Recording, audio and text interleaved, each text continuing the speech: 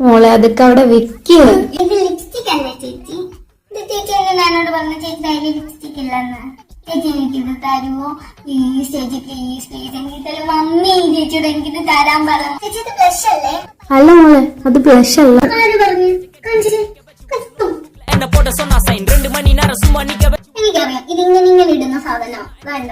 ഇങ്ങനെ ഇട്ടിട്ട് ഇങ്ങനെ ആക്കണം അല്ലേ?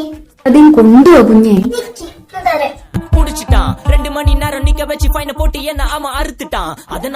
ഇത് കൊച്ചുകൂടാത്ത സാധനമല്ലേ? ഇത് നിന്നെ ചേച്ചി കയ്യിൽ വെച്ചിരുന്നേ.